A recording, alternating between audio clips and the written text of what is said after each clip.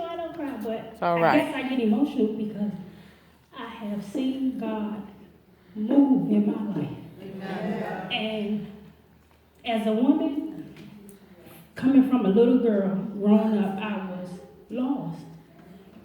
Growing up, doing things on my own, not having, mommy and daddy there. In high school, I lived on my own, so I did what I needed to do to survive. So basically, as a little girl, broken and growing up into adulthood, I became even more broken. So I started making wrong decisions. And I became that woman you will see on the videos. I was that woman of the night. I was that woman, never woke up in the daytime, but I was woken up at night. My God. I would go to work and I would do what I needed to do to make ends meet. And, be around other females doing the same thing that I was doing. And, being influenced, bad influence. So, I would do the same thing they would do. I would be very intoxicated. I've been in situations that I've been in 3 car accidents because I was intoxicated, leaving the club, making money. And these accidents wasn't fender benders. I hit a wall. My truck flipped, but every airbag came out. And these guys was running to the car, and they was like, oh my God. They thought I was going to be bleeding, but I was not bleeding. So even though I was sinful, I was deep in sin from 18 to 30 years old. So all I knew was to do what I had to do. All I knew was Portia had to do to make what I need to do. I needed to keep a roof over my head. But things just started to come unravel, even though it was bad, but it was coming unravel for me because I was like, hold up, 3 accidents? Something gotta go. And I was just like, you know what? I need to start going to church. But I still didn't go to church yet. We know what we need to do. We know what we need to do. That's all right. That's all right. I was still doing my thing, going to the club. And what's so funny is, one day I was laying in my bed now, and God showed me that He talked to me when I was in the club, drunk out my mind, but I was still being Portia. And this what happened. I was drunk out my mind. He showed me, because I didn't remember. I was drunk out my mind, just doing my thing. And He just said, walk out that door. And all I said was, how am I going to pay my bills? And the light just went on, and I just went back doing my thing. So He revealed that to me a couple of years ago, and I just cried. I was like, oh my God, there was my chance. But He continued to give me more chances. So one day I just kept saying, I always call myself a vampire because I would never see the daytime. I would wake up at night. You hear me? I would wake up at night, and I just kept saying something got to give because there was a lot going on in my head, and it was a lot going on in my life, and I knew it was going to happen. And I always say, Lord, if I never reach heaven, I always thought I was going to go to hell. I said, just let me see my grandmother, and I will be okay. You hear me? But I just kept saying something got to give. So one day, me and my sister, we really wasn't close at that time, but someone said, just call. I was like, we text, So I said, hey, I know you go to church. What church you go to? So she told me, I said, oh, okay, I'm going to come. She said, well, I'm not going to come that Sunday because, she has some stuff to do. So I said, all right, well, let me know where you go. I'm going to go. I wasn't going by myself, But thank God she was going next Sunday, so she was like, all right, come. And that day was a continue for me to start going to church. Amen. But I still was out there. Amen. And I still was doing my thing. I would come home late. And I would be so tired that I'm like, whatever, I want to sleep. But it didn't happen. I got up. I wasn't looking pretty. But I got up and I came to church every time. And so one day, I mean, every time I go to church, I was crying. I was crying, but it was okay because I was still broken, and he was breaking the pieces that was broken so he can rebuild me back up to a woman that he made me. Now I have a destiny. I never knew that I would have a purpose in life. All I knew that I would continue to do what I used to do. But thank God I'm not doing that anymore. So I would continue to come to church tired.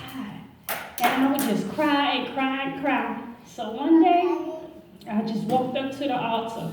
And that's when I said, I gave my life to Christ. And that's when the battle started. So I gave my life to Christ. And I went home. And I said, you know what, God? Because in the life that I had, I accumulated a lot of things because I was able to get the money. So now, I don't have that money anymore. So now I gotta go get a regular job. So that's when the battle started. So, but I just sat there. I said, you know what? I didn't know faith at that time, but I knew not to be a hypocrite. So I said, you know what, God? I don't even care. I'm giving my life to you. I don't even care if I lose this house. I would just have to sleep on anybody's couch.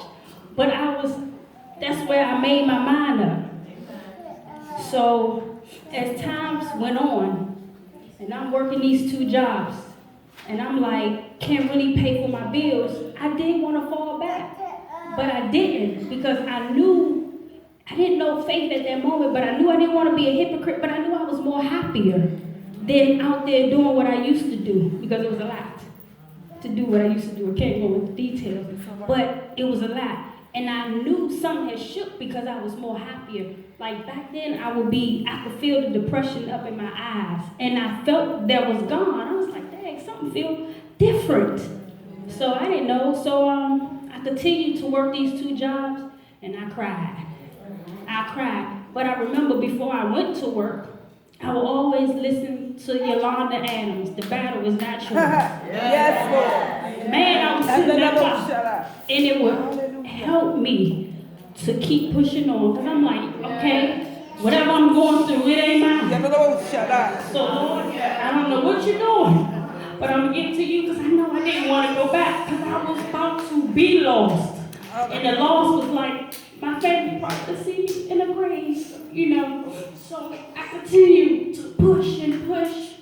And I remember one time, I was getting weak, so I had got a text message. I never changed my number, but I changed it then because I came home from church. I'm sitting watching TV. You know, you just be thinking, and someone said, come get this money.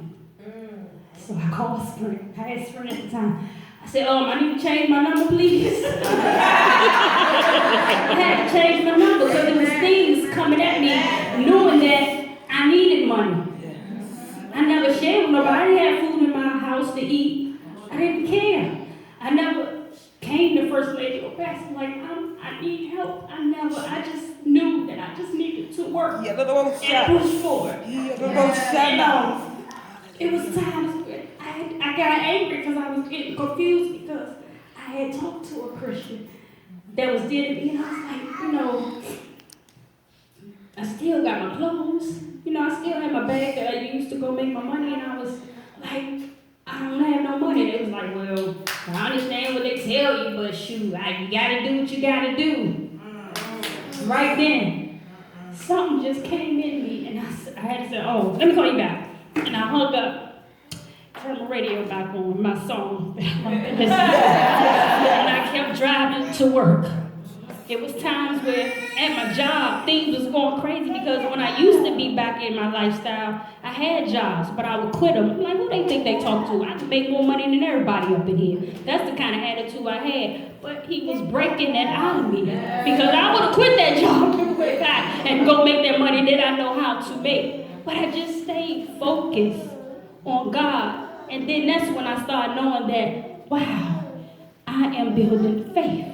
I am believing on God. I'm not trusting Portia no more. I don't need Portia. I need God. Because Portia don't know how to make the right decision. So I had to stay focused And so he started telling me, I started a nonprofit organization called Peace Within, because that's what he started putting in me. I was angry. I was feisty, I was angry, I was just broken, I didn't care, I was rowdy, I would be ready for you. But he was just taking that away and making this little girl healed. And he helped me to forgive my mom. He helped me to forgive my dad. Me and my dad speak today. He get on my nerves. How you gonna give me advice? But I say, what are you talking to? But I was like, I love you, and I'm just so glad that he started opening up things for me to show me that I could forgive them, because at the end of the day, even though I made mistakes, they made mistakes. Amen. And then one day, I was laying in my bed, and I just was like, what is going on? And I said, you know what, God? I forgive myself. Because I know that my moving, no one to stay focused on God, but I never forgave myself for doing the things that I did till I hurt myself. I hurt myself for doing things that no woman should do. I just demoralized myself, but now I'm not ashamed no more. Because at the end of the day, I can help you or whoever, because it's not a place to be. And God showed me that the more I take him in me, the more happier I am. And I just thank him for allowing me to be better and be whole to share this. Because, sometimes we as women are afraid to express the bad things or the shameful things that we did. But at that time, my mind just was all over the place. Nobody taught me how to walk up straight. You know what I'm saying? Even though at a young age I went to church. But thank God I did go to church, because I knew to come back to church. I didn't know what was going on in church. I knew all the, but I knew to go back to the hallelujah. You know what I'm saying? So I just thank you, and I thank First Lady. I just thank First Lady to give me this opportunity, because it was a long time coming. It was a long time coming. And just now when I cry for the goodness of God, because I see it was a long way. From 18 years old to 30, that's a long time to break. And he did it seemed like so quickly.